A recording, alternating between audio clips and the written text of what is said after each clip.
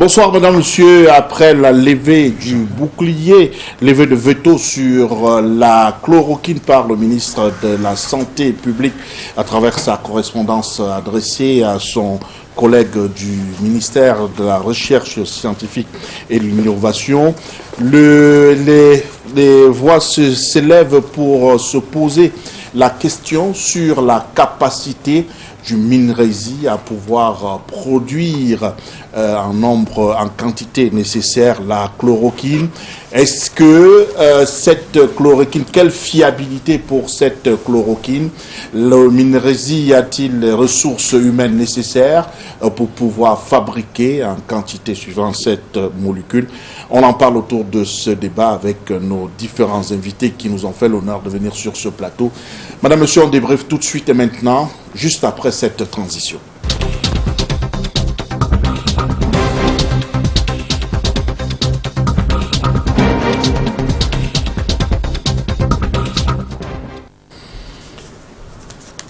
Voilà, retour sur ce plateau avec les invités qui nous ont fait l'honneur de venir sur ce plateau, des journalistes, des médecins et même également des chercheurs. On commence par le journaliste, directeur de publication de Prospective Nouvelle, Jean-Baptiste Biaillé.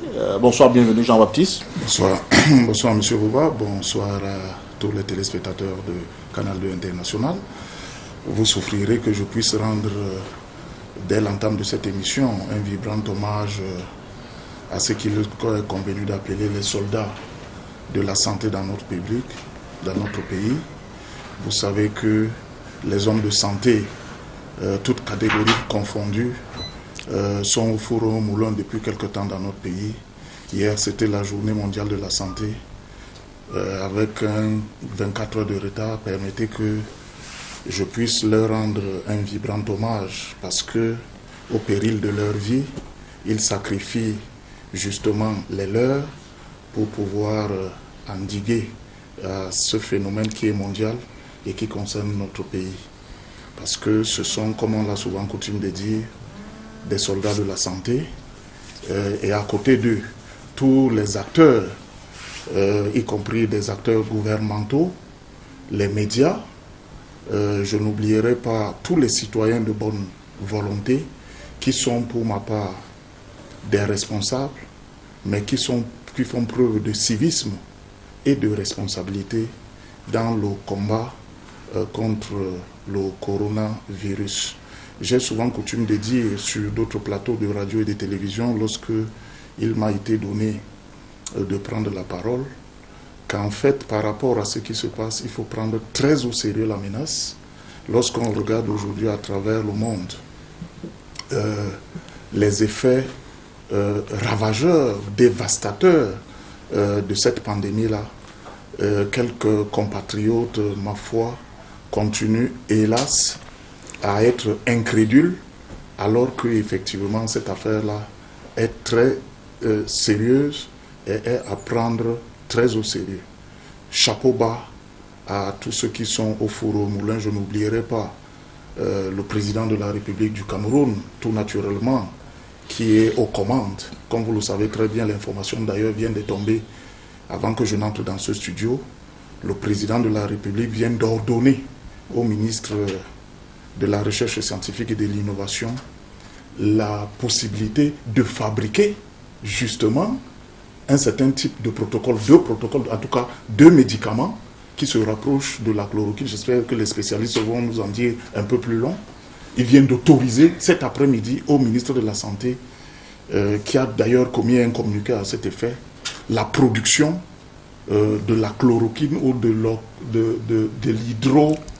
L'azithromycine. L'azithromycine, voilà, c'est un terme scientifique. Excusez-moi que je ne sache pas puisque je ne suis pas un spécialiste de la médecine, mais tout au moins sur le plan de l'information, il fallait le dire dès l'entame de cette émission, M. Bouba. Merci Jean-Baptiste Biaye pour cette introduction fleuve qui nous a plongé d'ailleurs dans le vif de notre sujet. En attendant de présenter les autres invités, il est quasiment comme un meuble sur ce plateau. Merci surtout de sa disponibilité permanente à venir répondre aux questions de Canal 2 International. Lui, c'est Jean-Louis Ouno Samin, qui est le directeur général de l'Institut de recherche médicale et de la recherche au Cameroun. Monsieur le directeur général, une fois de plus, bonsoir et bienvenue. Merci, Monsieur Boubangomna. Je crois que quand on est à des moments difficiles comme celui-ci, qui sont des moments difficiles pour l'histoire non seulement du Cameroun, mais de la planète tout entière, il faut se rendre disponible. Et c'est pour cela que vous me voyez toujours quand vous voulez. Et je pense que mon prédécesseur a dit tout à l'heure quelque chose de très important. Nous nous plions et nous remercions infiniment et nous devons présenter notre profonde gratitude au chef de l'État qui a fait aujourd'hui un acte tout à fait je dirais, important pour la recherche scientifique. C'est la confiance qui nous est donnée pour pouvoir, pourquoi pas, donner un coup de pouce à cet élan de solidarité, à cet élan de lutte contre cette pandémie qui menace notre communauté et notre pays. Merci, monsieur le directeur général. On va mettre les pieds dans les plats avec cette information tombée cet après-midi, décret du chef de l'État qui autorise le MinRési à produire en quantité la chloroquine. On doit dire que depuis la semaine dernière déjà, vous étiez déjà paré à toute éventualité. Alors ce décret, il ne vient pas vous surprendre. Vous étiez déjà préparé à ça. Je pense qu'il faut se dire que l'attitude de chaque Camerounais doit être une attitude proactive par rapport à la pandémie qui est en train de se déverser sur nous. Et cette attitude proactive fait que je crois comprendre que il y a de façon singulière et de façon particulière déjà le fait que tous les espoirs de chaque équipe reposent sur la chloroquine. Mais la chloroquine n'est pas nouvelle pour nous puisque nous la fabriquions déjà avant, il y a 15 ans. Et deuxièmement, la chloroquine ainsi que ses dérivés sont très difficiles à trouver sur le marché actuellement. Donc, il faut se retourner sur une production locale et nous nous sentons interpellés par rapport à cette production locale qui est, je crois, l'attente de tous les Camerounais. Qui est l'attente de tous les Camerounais, reste encore attendu sur ce plateau un médecin, le docteur Bissou Mahop, qui certainement est encore dans les couloirs de Canal 2 International. D'un moment à l'autre, il va nous retrouver sûrement sur ce plateau. Mais Jean-Baptiste Biaye, cette nouvelle arrive à point nommé et c'est une bonne nouvelle pour les Camerounais qui, on va dire ainsi, étaient quand même un peu dubitatifs sur l'évolution de cette maladie. La chloroquine, pas de chloroquine, non, le process c'est pas le bon. Finalement, c'est la chloroquine qui est la voie à suivre quand même. Je crois que nous avons quand même perdu un peu plus de temps, pratiquement un peu plus d'un mois dans le combat contre la propagation du virus au Cameroun pour que cette décision enfin puisse tomber. Et nous qui suivons au quotidien le développement et l'actualité, nous avons pu remarquer qu'il y a eu comme une sorte de cacophonie gouvernementale entre le ministre de la Santé publique et le ministre de la Recherche scientifique et de l'innovation. On a très bien compris que les techniciens des deux ministres ne parvenaient pas à s'accorder sur cette affaire.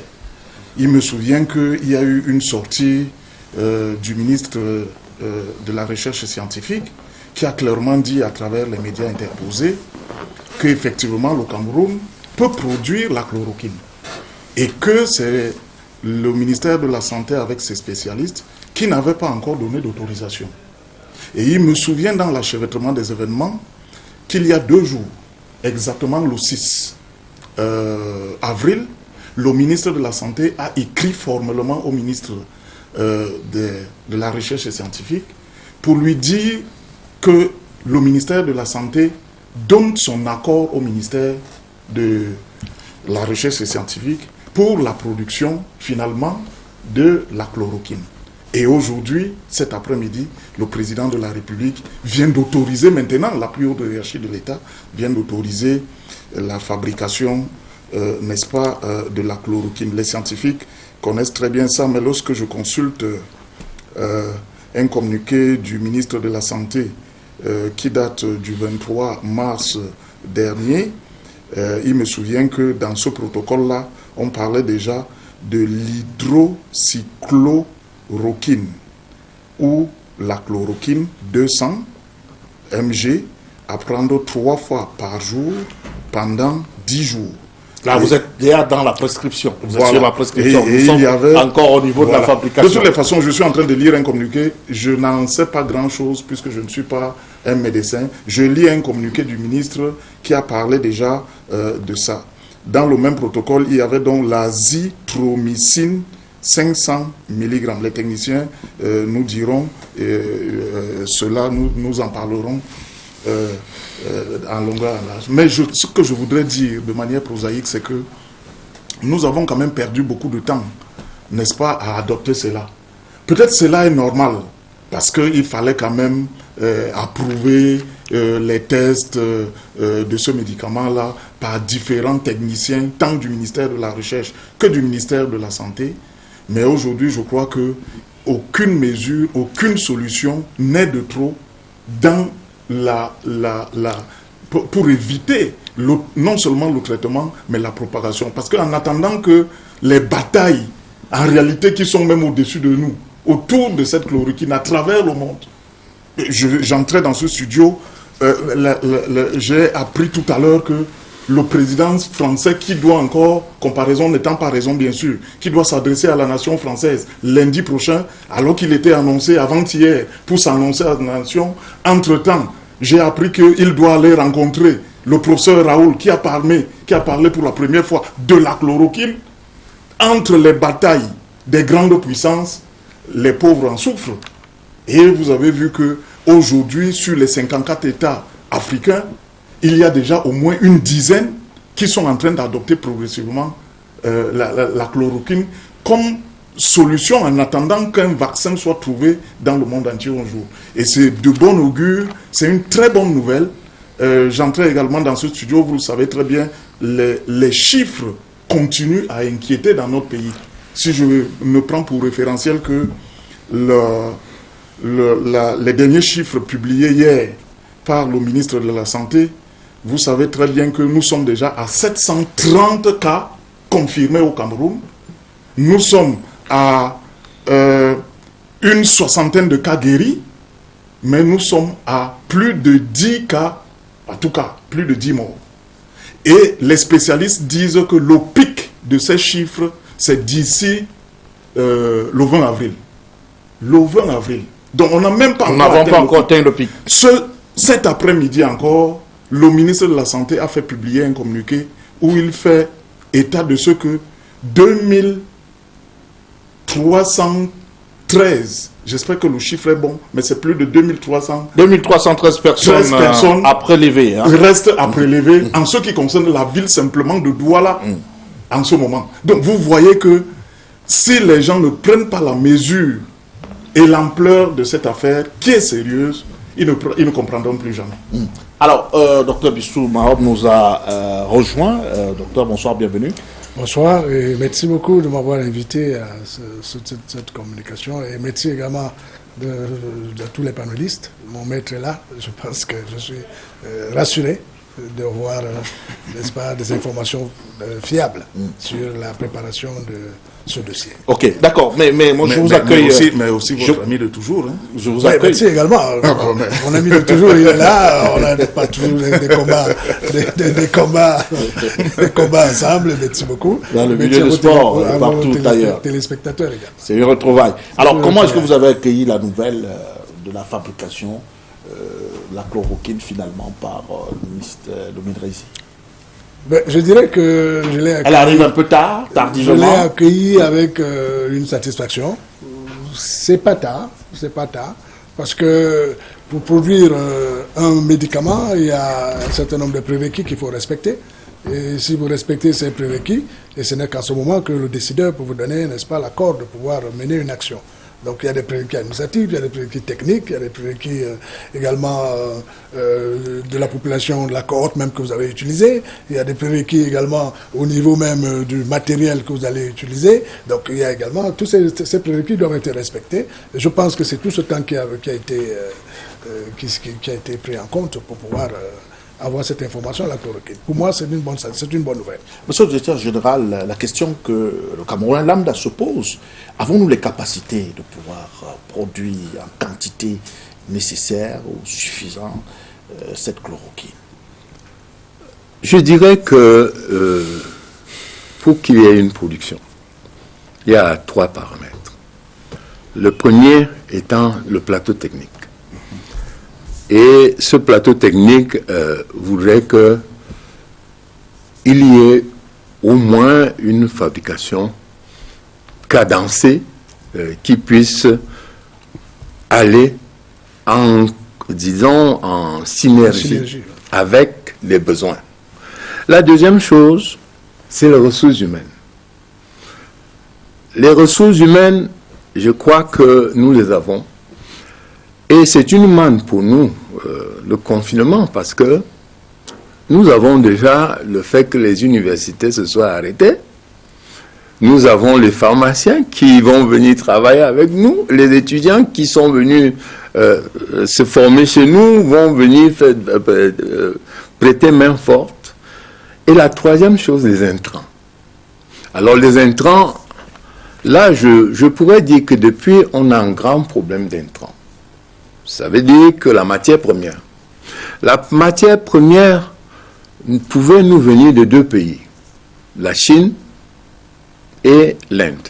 Depuis 3 jours, je crois que l'Inde et la Chine ont levé, disons, le fait qu'on puisse importer,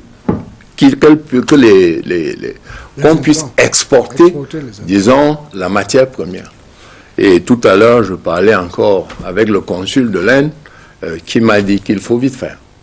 Donc vous comprenez que ça tombe à propos, là, déjà, le fait que le président de la République, le premier de Cameroun, ait pris le taureau par les cornes et ait donné les moyens pour qu'on puisse commander ces intrants. Et que dans quelques jours, nous pourrions les avoir. Et là, je crois que la cadence va aller, disons, en synergie avec la demande. Tout à l'heure, je réponds un peu en disant que, en fait, il semble y avoir eu de cacophonie entre les membres du gouvernement. Je dis non. J'ai dit tout simplement que les protocoles étaient mis en place et que ces protocoles doivent être validés.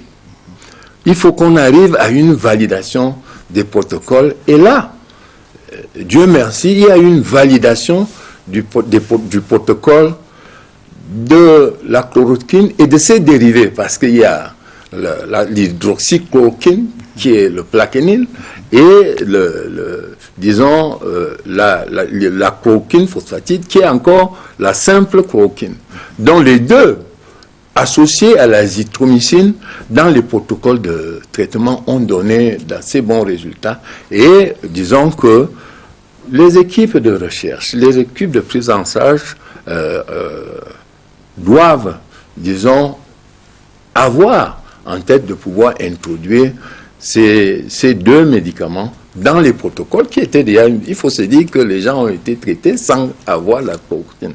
Donc je pense que nous sommes dans le bon pipe et que avec l'aide de toute la nation, de tout le gouvernement et du premier des Camerounais, nous pouvons arriver à juguler cette pandémie qui est en train de nous menacer. Monsieur le directeur général, vous avez cité trois aspects qui pourront nous permettre de fabriquer cette chloroquine, mais vous avez oublié le nerf de la guerre. Ça ne se fabrique pas. Le nerf de la guerre, c'est ça qui entre dans les intrants. En fait, j'ai dit les intrants. Matière première. Matière première, c'est ça les intrants. Ça veut dire que pour arriver à avoir le produit fini, il faut qu'il y ait des intrants. Et je vous dis que le ciel s'est découvert il y a 3 jours seulement, et que la demande internationale pour chaque pays est si importante que nous devons nous battre d'abord de l'intérieur pour pouvoir couvrir cette demande. Et également, je vous ai dit que l'Inde a ouvert les portes, la Chine aussi a ouvert les portes à, disons, la délivrance de ces intrants, de cette matière première. Et avec l'accord, disons, du président de la République et du gouvernement, ces intrants ne vont pas manquer à venir dans nos murs. Docteur Bissou, Mahop, on peut quand même s'interroger un peu sur cette chloroquine qui avait fait des beaux jours en Afrique, mais qui depuis 15 ans a été retirée du marché pour des effets secondaires.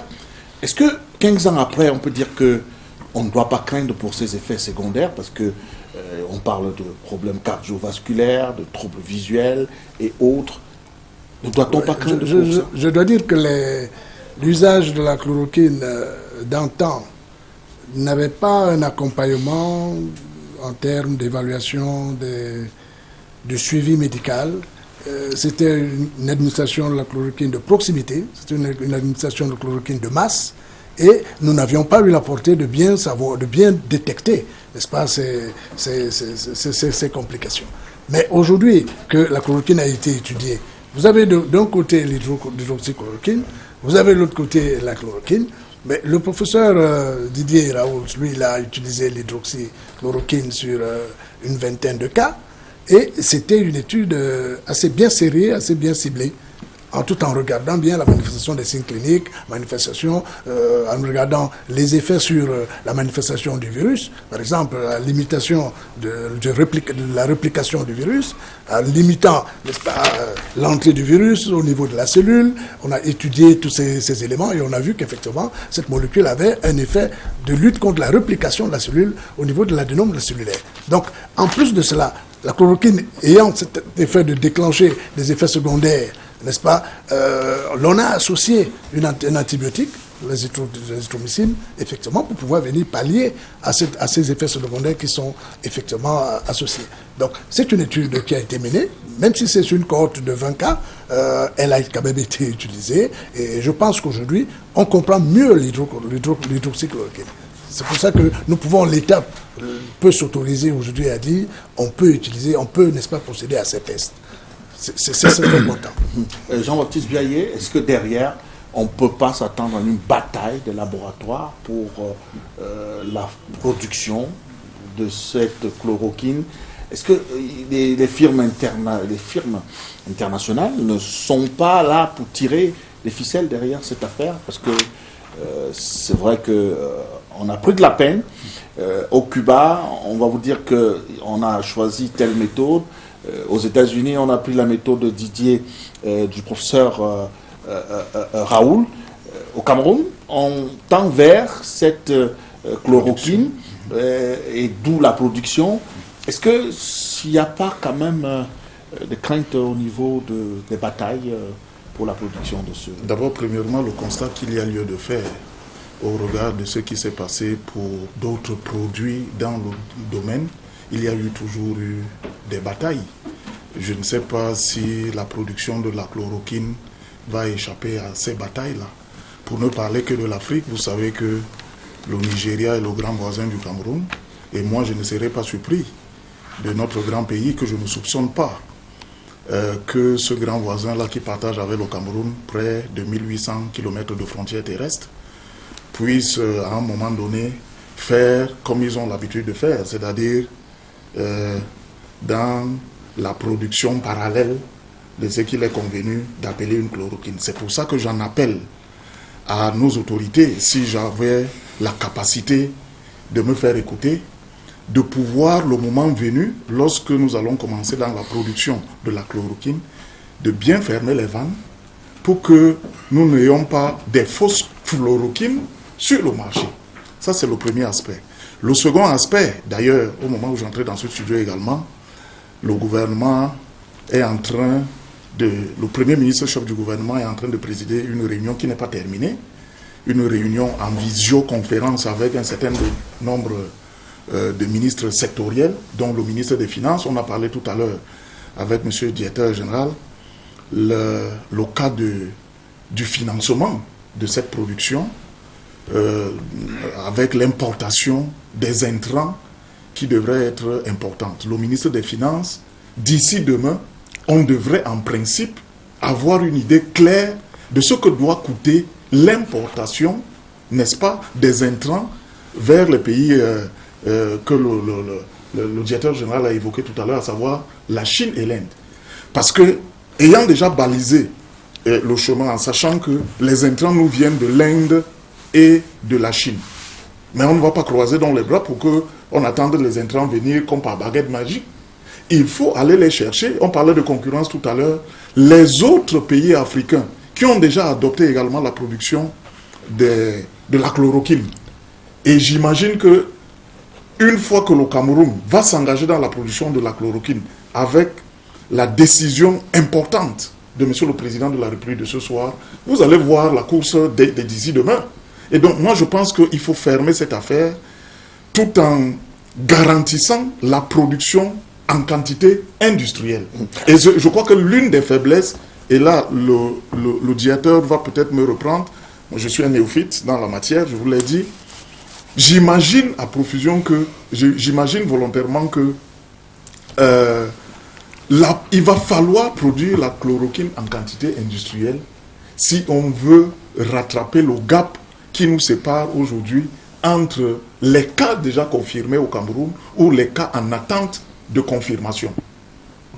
Or, est-ce que nous avons suffisamment, en tout cas, est-ce que nous avons des machines capables de produire plusieurs, j'allais dire, comprimés il va nous reprendre tout à l'heure, mais je dirais quand même qu'il apporter du bémol. Je pense qu'il ne faut pas émeuter la population. Je pense qu'il ne faut pas émeuter la population parce que la production va être bien prescrite, bien circonscrite et bien contrôlée. Pour l'instant, lorsque vous faites par exemple une prévision pour la lutte contre par exemple la filariose, par exemple, le mébendazole qu'on avait sorti, par exemple, il me semble que la quantité produite ou la quantité exportée était bien définie, était bien circonscrite. Donc l'État actuellement ne peut pas s'engager dans une production de 5 000 comprimés, de 20 000 comprimés, de 30 000 comprimés. Non, ce n'est pas de ça qu'il s'agit. Il s'agit de contextualiser la crise. Dans chaque pays, dans la zone africaine par exemple, les méthodes utilisées par la France, par l'Italie, par l'Allemagne, ne peuvent pas être facilement adaptées à notre contexte. faudrait que le Cameroun le sache. On doit contextualiser, n'est-ce pas, notre évolution de notre pandémie. C'est très important. En la contextualisant, vous allez constater que nous devions serrer, bien comprendre la production, le développement du virus, bien comprendre comment il se développe, bien comprendre les pistes de propagation, de production, bien comprendre quelles sont même les différentes lignes qui sont concernées. On a 3 lignes, par exemple. La première ligne, c'est le malade, qui est assisté par l'infirmier, qui est avec lui là, le médecin, le soignant, à peu près. C'est la première ligne. Et puis la deuxième ligne, c'est le travailleur. Et ce travailleur, c'est pratiquement le monsieur tout le monde qui travaille dans l'informel, qui a une économie de l'informel. Ça, c'est la deuxième ligne.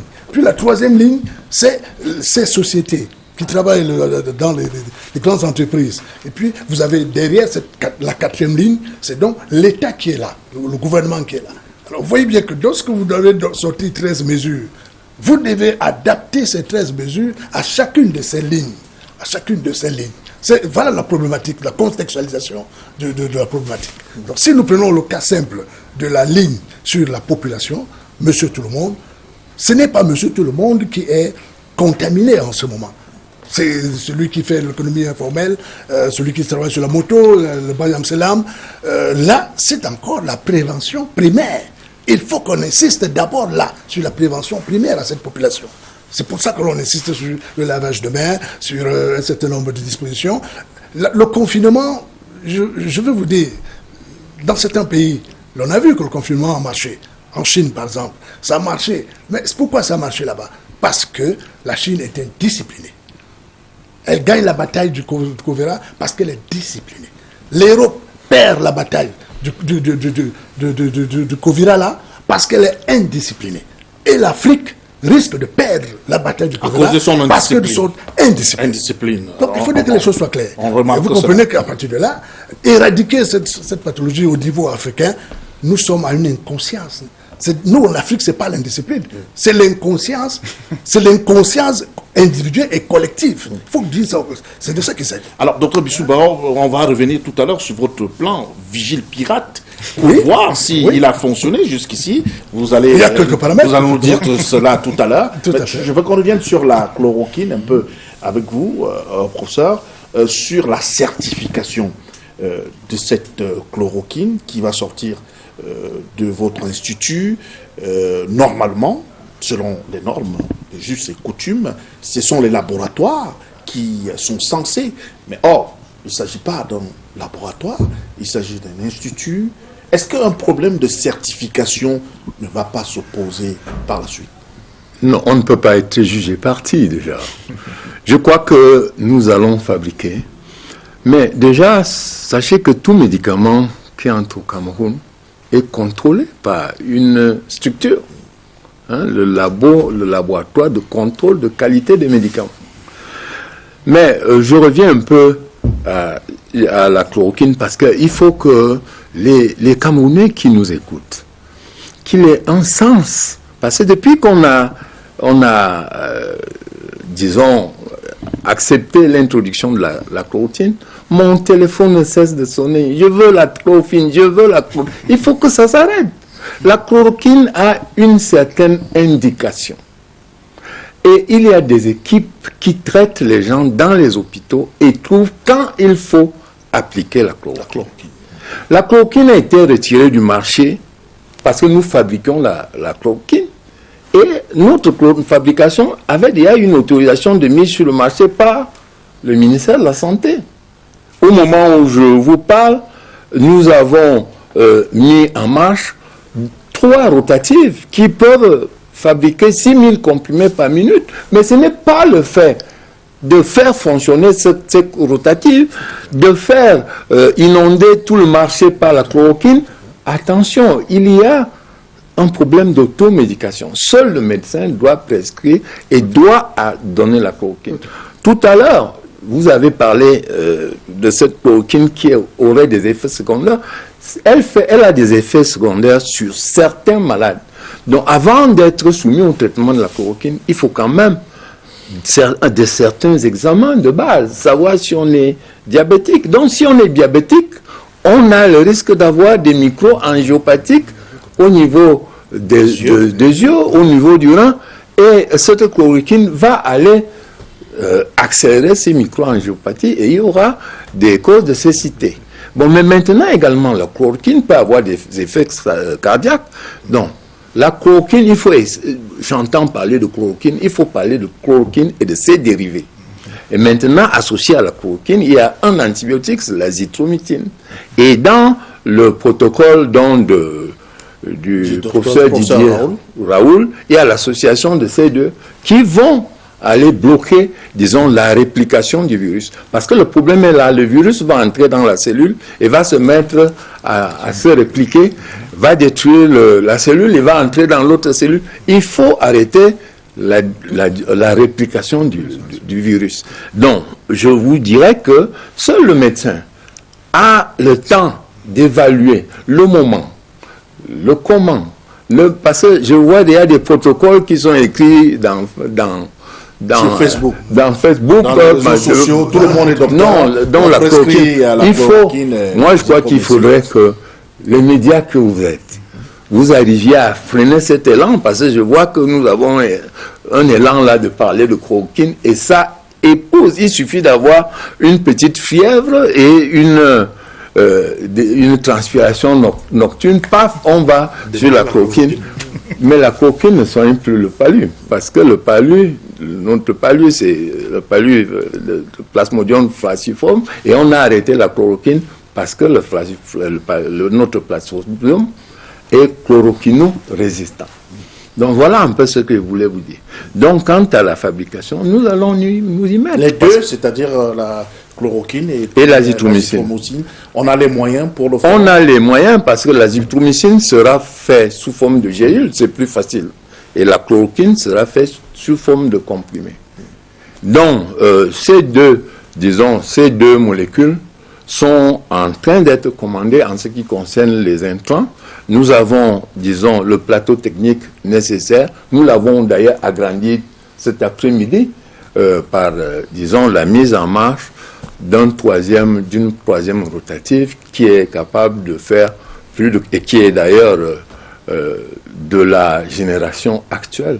Donc, alors, au-delà de la rotative qui doit fabriquer ces comprimés, est-ce qu'il ne serait pas judicieux de contacter ou alors de voir avec les privés qui sont plus aptes, plus à même à produire ces médicaments à travers les laboratoires?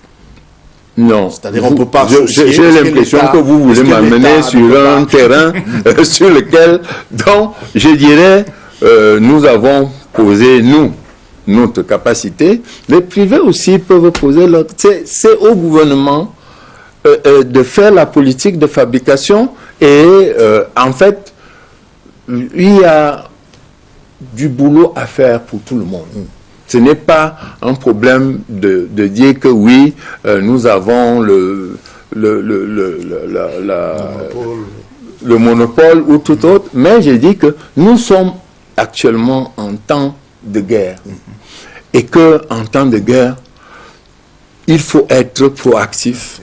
Il faut avoir un sens de la multidisciplinarité, de la multisectorialité, Et je pense que il ne faut pas venir dans des querelles de public, privé. Non. Le Cameroun a besoin de la chloroquine et de ses dérivés. Et je crois que le gouvernement va essayer de voir comment résoudre ce problème. Alors, professeur, sur les attentes, est-ce que, au-delà de la chloroquine, il ne vous a pas aussi été demandé de produire les liquides hydroalcooliques, et même voir peut-être les cache-nez qui ne sont pas des choses les plus faciles à retrouver. Le ministère de la Recherche scientifique... Vous n'avez pas eu cette demande-là? Non, le ministère de la Recherche scientifique a mis sur un papier tout ce que ce ministère avait comme ressources pour pouvoir pallier à la pandémie. Et ces ressources, parmi ces ressources, il y a la fabrication de l'eau hydroxyalcoolique. Il y a la fabrication des cache-nez. Et il y a même, disons, la mise en place de nos potentialités en termes de pourquoi pas, d'éducation de la population à travers, disons, nos spécialistes, en tant que psychologues, en tant que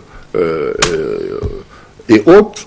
Mais je crois que nous n'allons pas détailler ici toutes les possibilités que nous avions, mais je crois que la machine est déjà lancée. La machine est déjà lancée. Entre-temps, Dr Bissou Mahop, la maladie gagne du terrain. La chloroquine, c'est pour le traitement et elle doit être appliquée sous prescription médicale. Mais entre-temps, la prévention, le ministre de la Santé a autorisé, a demandé le port systématique des cache-nez cette semaine.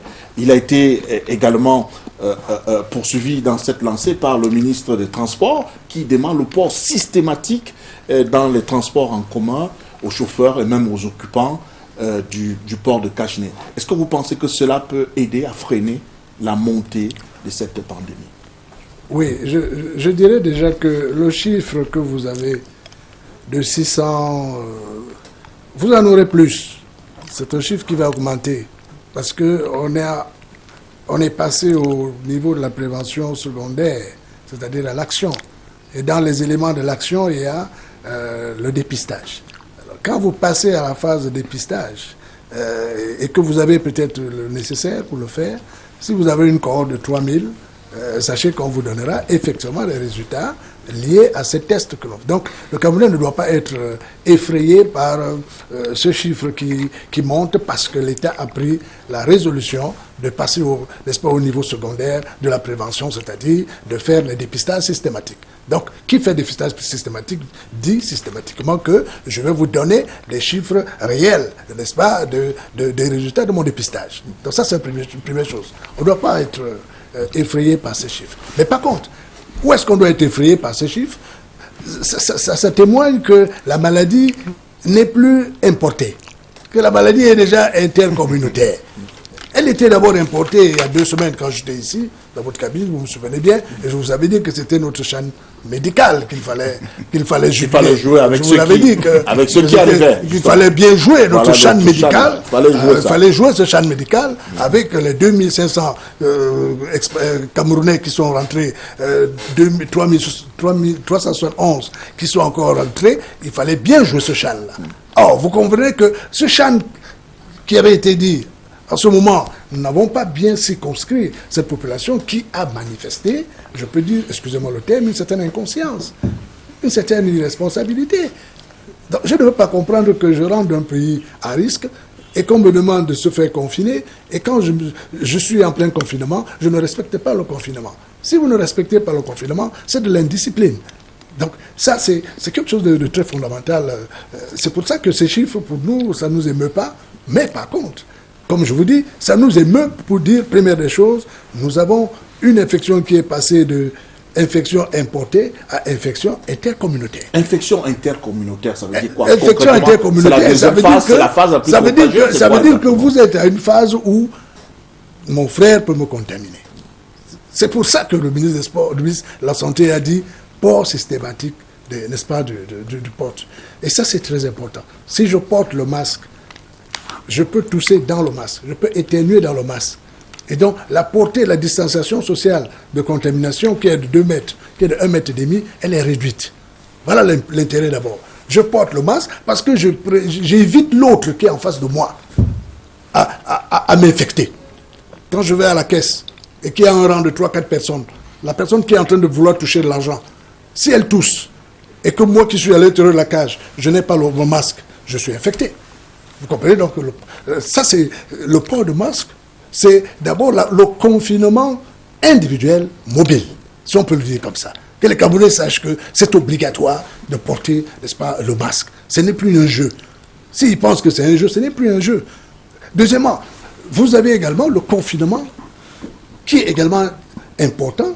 Ce n'est pas le confinement total pour l'instant, parce que la population qui vit sur l'économie informelle, 60 à 90% de notre population, ne peut pas s'asseoir et dire « bon, j'attends demain, je vais manger comment demain ?»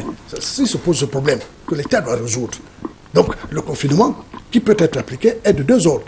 Le premier, c'est le confinement individuel mobile, qui est important, c'est-à-dire le port de masque. C'est pour ça que le ministre l'a dit.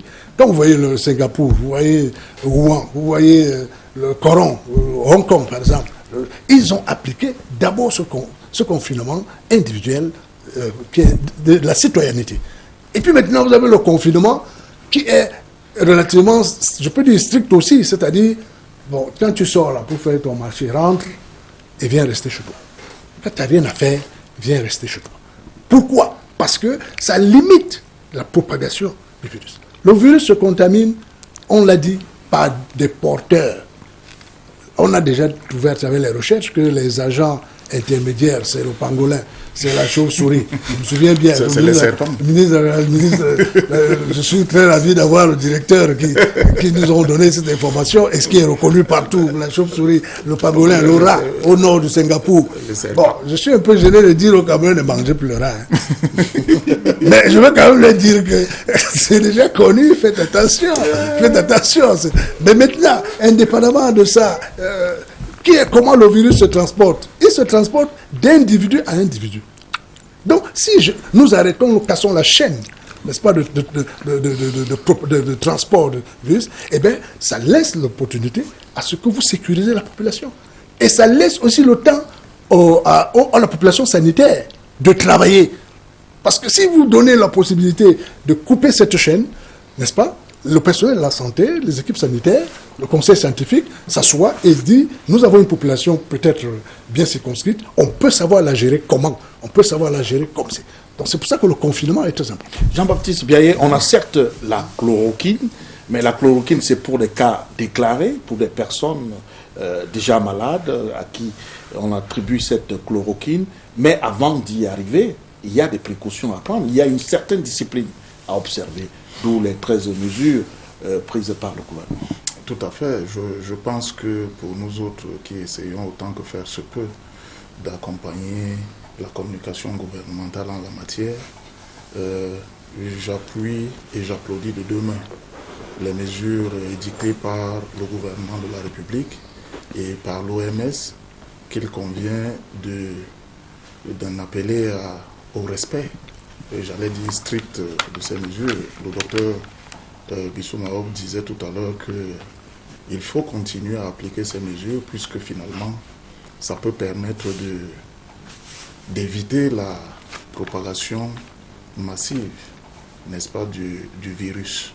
Mais j'ai une préoccupation qui me paraît importante, c'est celle liée à la problématique de la disponibilité des masques.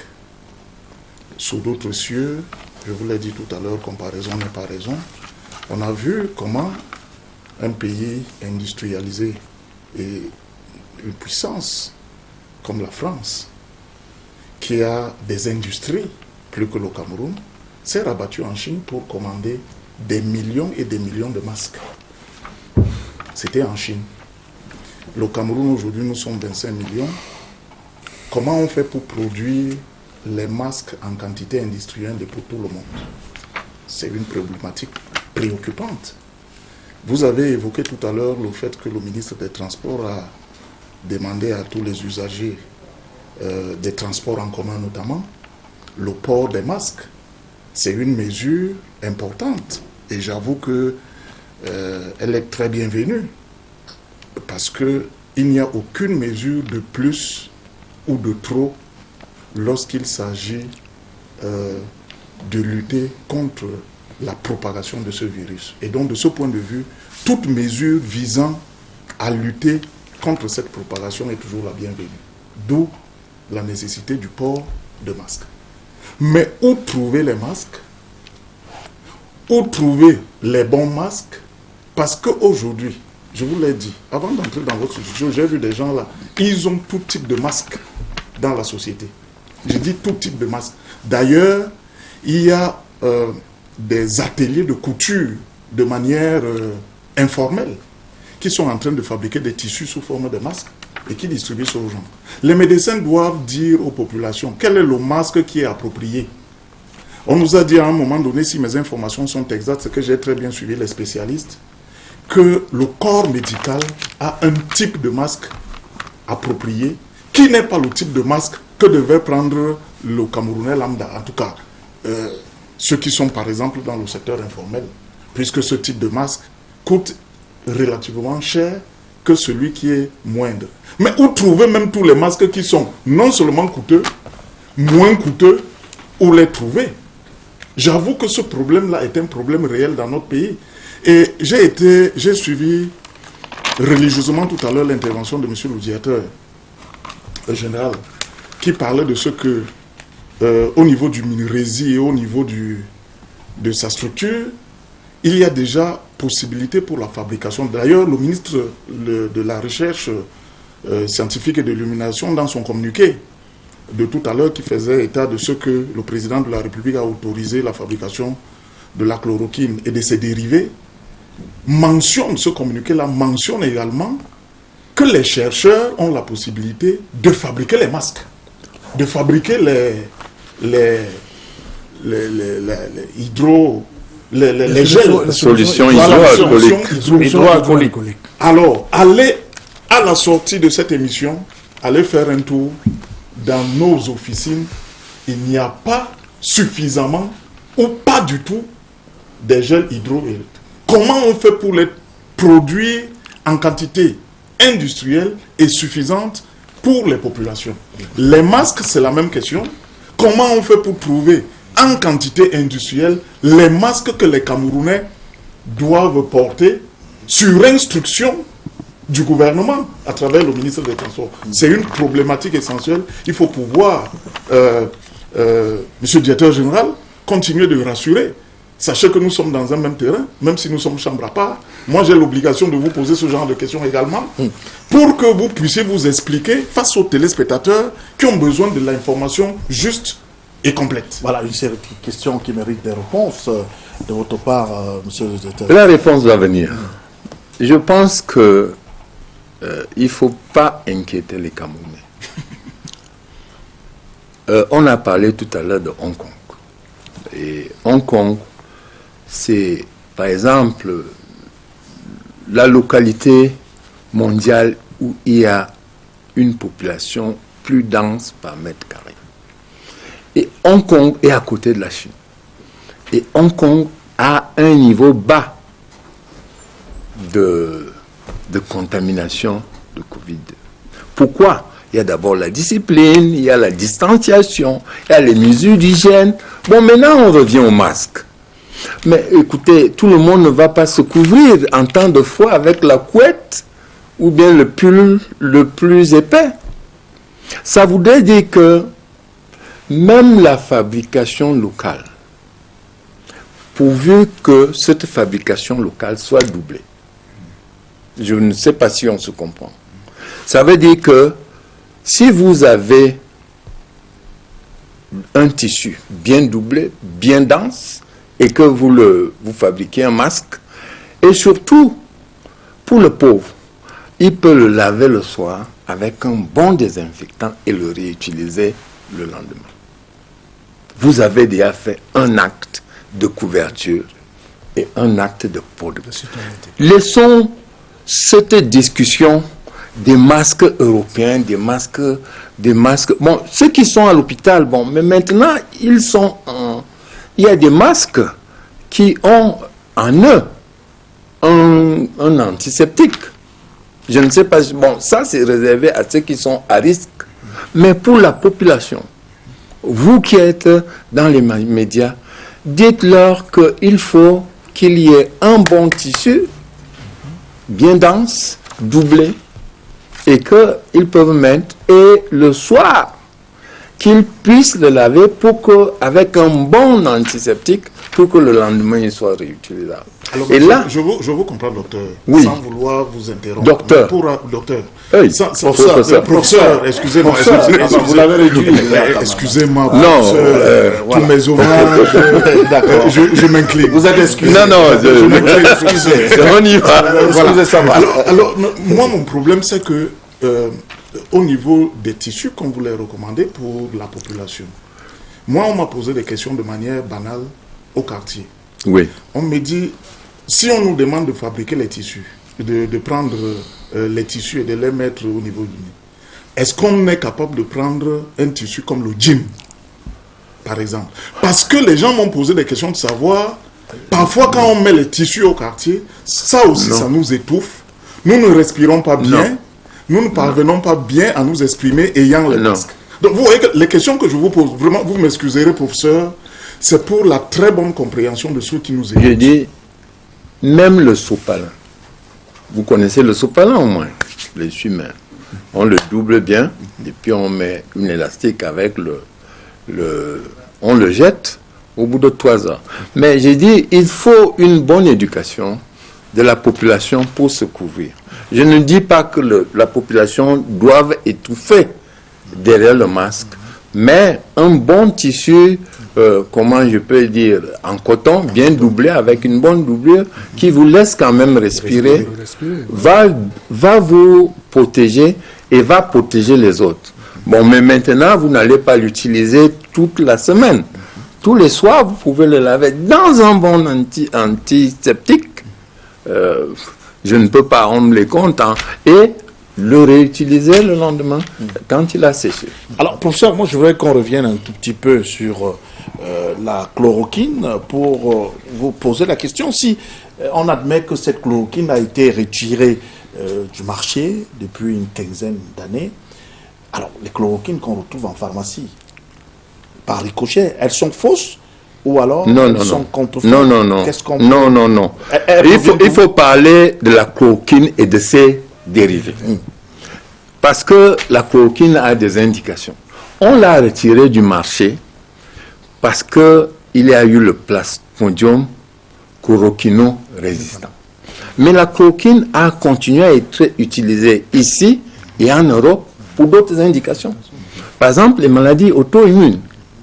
Le plaquenil, qui est l'hydroxychloroquine, est utilisé par des maladies que je peux appeler auto-immunes. Ça veut dire votre corps qui se met à détruire votre propre corps grâce à la fabrication des anticorps qui sont devenus. Donc, cette chloroquine, les gens prenaient 100 mg de chloroquine par jour pour ne pas avoir, par exemple, une crise de polyarthrite rhumatoïde. Ça veut dire, lui, il comprend bien, il est le docteur. Donc, je dirais que si la chloroquine a eu moins d'influence sur le marché parce que c'était le médicament plus disponible pour traiter le palu, et que maintenant, il y a eu des résistances parce que les gens prenaient mal, des résistances du plasmodium par rapport à la chloroquine.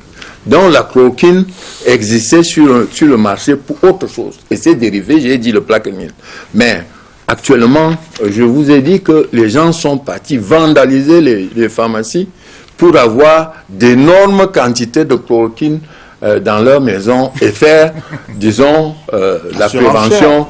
Non, la prévention du Covid-19. Vous comprenez que l'utilisation a été un peu dévoyée et que l'utilisation ne doit pas être faite dans l'automédication. Alors je veux demander... Nous ne savons pas si notre information est bonne. Quoi? La quantité de chloroquine qu'on a découvert en fabrication du côté de l'Ouest Cameroun, où en mettons avec cette affaire? Maintenant, il y a le contrôle de qualité. Il existe une institution créée au Cameroun qui s'appelle l'ANACOM. Qu'est-ce que c'est devenu cette chloroquine? Non, c'était pas de la chloroquine. Ah, d'accord. Maintenant, dans la chloroquine, vous avez le principe actif et vous avez également l'amidon, qui est bon. Vous pouvez maintenant fabriquer des comprimés d'amidon. Et dans le comprimé d'amidon, il n'y a pas le principe actif. Donc les gens se sont mis à fabriquer des comprimés d'amidon en écrivant chloroquine dessus. Donc, écoutez, je vous dirais que il faut contrôler la qualité du principe actif dans un comprimé de chloroquine. Docteur Bissou Marop, quelle est la conséquence ou alors le risque de consommer une fausse chloroquine? Mon maître vient de donner déjà une réponse. Le comprimé, on a déjà le principe actif qui va agir, avoir une action escomptée, et puis on a l'excipient qui est, n'est-ce pas, une sorte d'accompagnateur pour donner une action principale au principe actif. Mais si vous composez uniquement que l'excipient, vous êtes fort certain que cet excipient va agir de façon néfaste sur les organes nobles, notamment le rein, qui a son centre de filtrage avec le défront qui sera atteint. Vous avez des complications au niveau de l'estomac, des complications au niveau de l'estomac, la muqueuse gastrique qui peut être brûlée, devenant une gastrite médicamenteuse. Vous avez le foie lui-même qui est l'usine où passe tout. Alors quand un corps étranger vient passer au niveau du foie, eh bien, il commence à détruire les cellules hépatiques, il va développer d'autres pathologies. Donc ce n'est pas indiqué effectivement de prendre ce genre. Mais je profiterai pour dire à mon ami Jean-Baptiste que aux États-Unis, j'ai vu le général Motors, qui était chargé de faire des gros véhicules, mais qui s'est assis sur l'instruction du président Trump. Il s'était mis à fabriquer des respirateurs. Vous comprenez bien, il s'est reconverti pour fabriquer des respirateurs. En Algérie, c'est la même chose. Les structures qui sont appelées à faire, en Pologne par exemple, où l'on passe le temps, peut-être, je peux dire, à une forte connotation alcoolique, ben, ils se sont assis et transformé une usine de production de l'alcool à une usine de production des solutions hydroalcooliques. Quand vous recevez les SICAM, qui sont le 8 mars, là, on a des milliers de pagnes, non? Mais c'est maintenant qu'il faut dire à SICAM d'arrêter un peu de produire les pagnes. C'est maintenant qu'il faut dire à SICAM, effectivement, c'est maintenant qu'il faut demander à SICAM d'apporter sa contribution à produire, n'est-ce pas, des masques. Pour produire un masque, c'est des normes en fait. On vous donne des normes. Et à partir de ces normes, vous pouvez produire autant que vous pouvez. Donc le problème de la production au Cameroun ne se pose pas. Le problème, c'est... Nous en avons les capacités. Nous avons les capacités de le faire. Et c'est à nous de tout simplement dire, écoutez, orientons nos actions de façon disciplinée, de façon assez bien précise. Les laboratoires dont vous avez fait allusion, qui fabriquent par exemple les glucosés, ils peuvent également nous dire, on peut avoir un espace pour fabriquer les solutions hydroalcooliques. Vous comprenez bien. Vous avez le lait milk là, à Douala. Ils peuvent arrêter un peu ça à un moment et dire on vous produit un peu les solutions hydroalcooliques.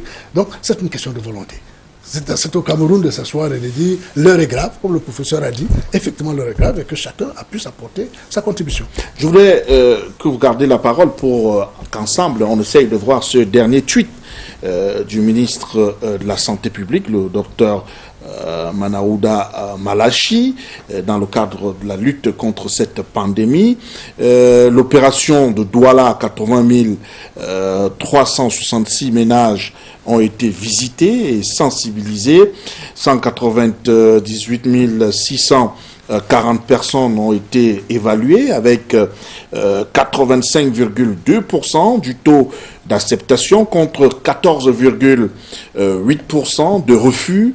2313 personnes à prélever. Cette opération a pour but d'isoler précocement les positifs du reste. Que doit-on comprendre de ce tweet qui pour le mortel camerounais, n'est pas aussi facile à comprendre? Ben, je pense qu'il faut comprendre peut-être 3 éléments. Le premier élément, c'est que dans un dépistage de masse, nous voulons savoir rapidement qui est contaminé. C'est la première information. Qui est contaminé et qui n'est pas contaminé. Ça, c'est d'abord la première information. C'est pour ça que cette opération de masse est, n'est-ce pas, engagée dans cette ville. Et maintenant, le deuxième élément, c'est lorsque nous avons déjà le taux de ceux qui sont contaminés, comment est-ce qu'on va les gérer? Comment est-ce qu'on va les prendre en charge? Et le troisième élément, c'est il faille appliquer une communication, un marketing de communication spécialisé à cette population donnée, à chacune des populations. Je vous prends un exemple. Le marketing de communication que vous devez mener à une population qui a déjà une forte connotation d'infection est différent du marketing de communication que vous allez mener à une autre ville qui a un taux de contamination peut-être faible, peut-être. Donc, c'est important. Cette action du ministre a ces 3 éléments de diagnostic, ces 3 éléments de dépistage, mais non seulement, mais également savoir qui est contaminé, qui n'est pas contaminé, et comment est-ce qu'on peut venir en aide. C'est un peu comme ça. Et s'asseoir avec l'équipe médicale de Douala et de dire, voici une cohorte qui est infectée, nous vous proposons des solutions, qu'est-ce qu'il faut faire, comment est-ce qu'il faut faire. Donc vous voyez bien que c'est ça l'importance. Le professeur voulait dire quelque chose.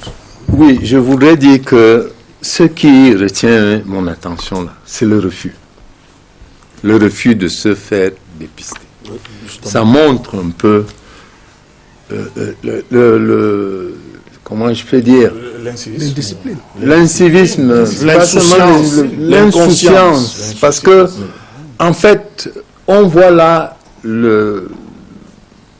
la bonne démarche du ministère de la Santé, qui respecte l'éthique. Cela veut dire l'indépendance de celui qui doit se faire dépister. Tout à fait. Mais celui qui doit se faire dépister oublie une chose, la bienfaisance de la communauté dans ce dépistage. Et la troisième chose, c'est la justice de celui qui refuse de se faire dépister. Parce que on a fait un encart de façon qu'on a laissé des gens qu'on n'a pas dépistés et que ces gens sont potentiellement contaminés et vont contaminer la communauté. Vous savez, Douala était un grand problème, parce que pendant que Yaoundé évoluait, Douala était en retrait. Qu'est-ce qui s'est passé? Alors que pour nous, Douala, c'est la porte d'entrée du Cameroun. L'avion qui va à Douala est un avion plus bondé que celui qui vient à Yaoundé, premièrement. Et puis, il y a la voie maritime, des gens qui viennent de l'autre pays. Et bon, qu'est-ce qui s'est passé? Donc, c'est le moment de se poser des questions sur Douala. Et pour nous tous et pour toute la population camerounaise, il faut bien qu'on essaye d'éduquer, d'aller vers les sociologues, vers les anthropologues pour essayer de débusquer ces gens qui se sont soustraits au dépistage. Ça pose un problème. Peut-être que sur la question, Monsieur Bouba, je souhaiterais qu'on ne continue certainement pas à effrayer quand même cette même population en disant à cette population que lorsque on a été confirmé au corona, on est, n'est-ce pas, livré, pour ainsi dire, à la mort. Il faut également dire qu'on guérit finalement. On guérit aussi. Certes, les chiffres ne sont pas tout à fait en hausse, mais si on ne prend pour référentiel que ce qui nous a été communiqué jusqu'à ce jour, sur les 730 cas confirmés au Cameroun, on a quand même 60 guéris, ce qui n'est pas mauvais. Et même sous d'autres cieux, on a vu qu'en dehors des milliers de personnes qui sont contaminées à travers un certain nombre d'États, il y a à côté des gens qui guérissent. Donc je crois qu'il faut continuer également à dire à la population que ce n'est pas parce qu'on est porteur de cette maladie qu'on est condamné à mourir. Parce que ce fut le cas lorsqu'il y avait l'avènement du sida dans ce pays. On étiquetait les gens. Il suffisait, même dans la rue en ce moment, il suffit que quelqu'un ne soit pas content de vous. S'il dit que vous êtes porteur, dans toute l'occasion, on va vous fuir.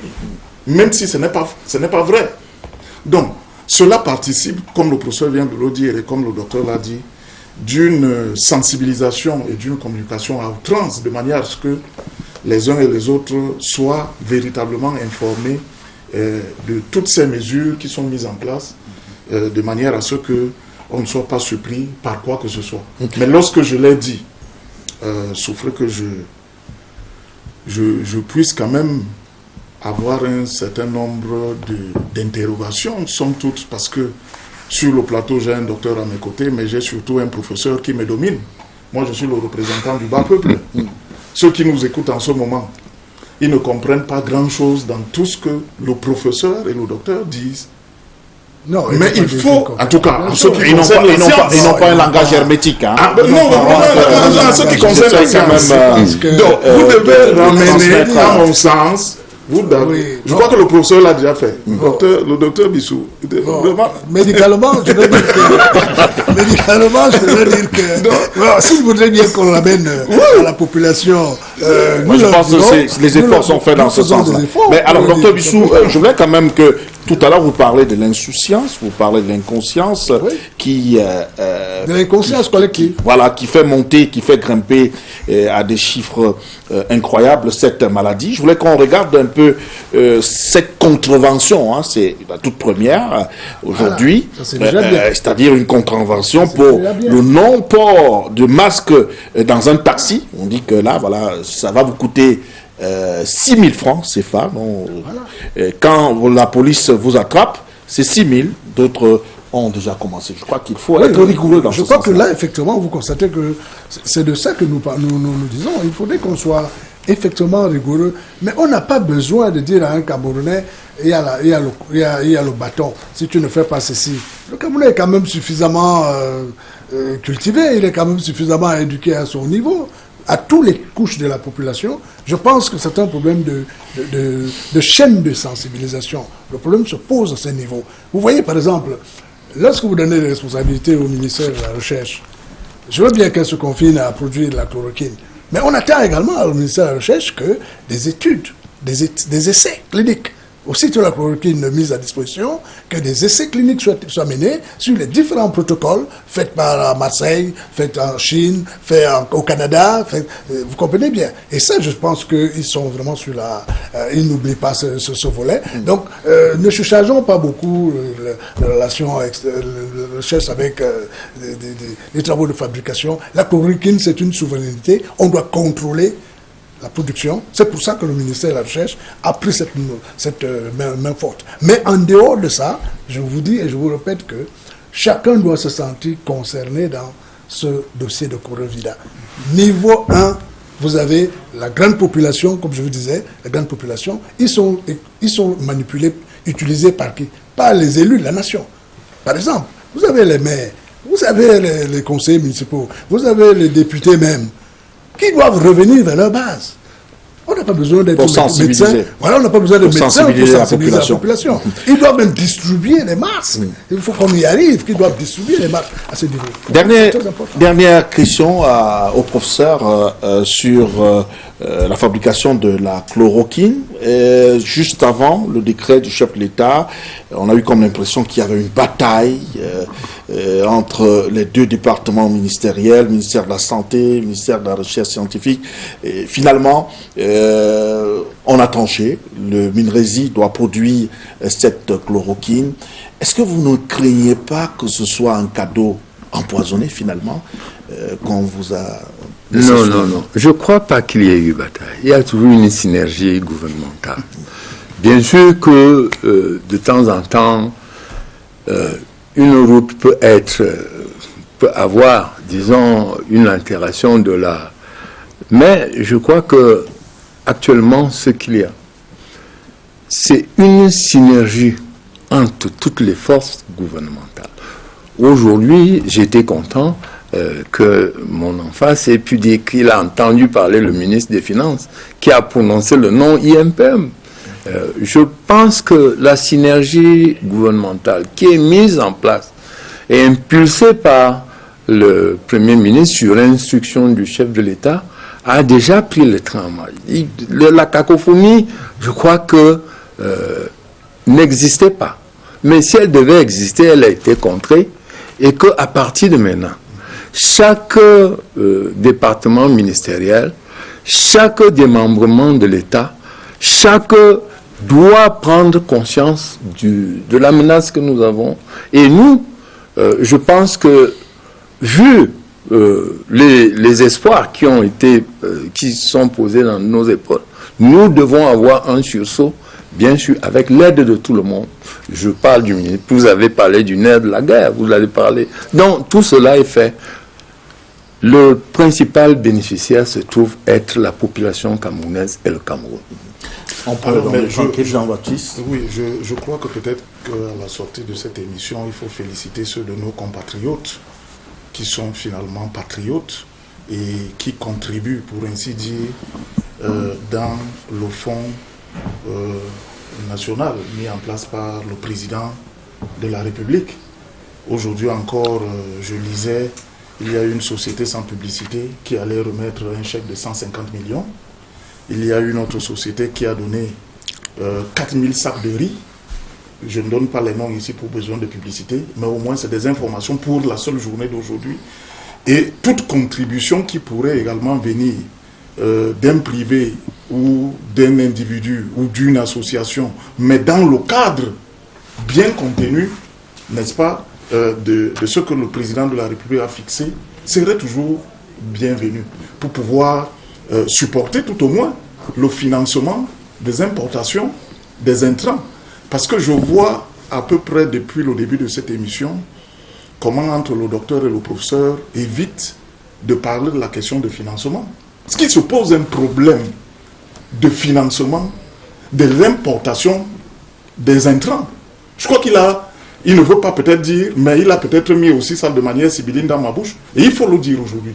Ils ont besoin, les chercheurs, d'être soutenus dans cette démarche-là. Si on veut produire les médicaments, si on veut importer les intrants qui entrent dans la production de ce médicament-là. Merci. Et la dernière chose que je souhaite dire, c'est que nous venons de recevoir justement un arrêté du ministre de la Santé, signé même ce jour, qui met en place des mesures de prévention et de contrôle, n'est-ce pas, du coronavirus au Cameroun. On peut grosso modo... On n'a plus beaucoup de temps. On n'a pas beaucoup de temps. Peut-être on retient simplement l'essentiel en disant que on demande la détection précoce des cas suspects, mais également le suivi des investigations et le diagnostic d'un certain nombre pour la prise en charge efficace et efficiente. Docteur Bissoumarab. Oui, je dirais pour rassurer mon co-panéliste et frère que l'État, c'est l'État. Et vous avez construit les stades lorsque vous prépariez la CHAN. L'État a mis sur pied des moyens colossaux pour construire les stades. Donc, le problème de finances ne se pose pas avec acuité, mais le véritable problème qui se pose, c'est le cahier de charge. Il faut donner à l'État un cahier de charge assez lisible, assez convaincant, afin qu'il puisse, n'est-ce pas, débloquer de l'argent. Si le chef de l'État a commencé peut-être par 1 milliard, le plan Vigile Pirate Sanitaire dont je dis, il faut le détailler, il faut le quantifier, il faut le déposer sur la table du chef d'État, afin qu'il comprenne que nous ne sommes plus là à une histoire de 1 milliard. Nous sommes à une histoire où le Côte d'Ivoire donne 94 milliards. Donc c'est à nous de déposer le plan Vigile Pirate Sanitaire quantifié, chiffré au chef de l'État, afin qu'il s'asseye et prenne la portée, n'est-ce pas, de la proposition. Et maintenant, la politique, effectivement, camerounaise, comme nous la constatons, est qu'avec beaucoup de prudence, l'État est peut-être confronté à une situation pratique, c'est qu'il y a l'économie d'un côté qui doit fonctionner, vous comprenez, et il y a de l'autre côté la lutte contre le corona, et de l'autre côté, les autres structures doivent fonctionner. Merci, c'est terminé pour le débrief. Rendez-vous demain pour une autre édition. D'ici à là, gardez le sourire. Bien le bonsoir. Toujours.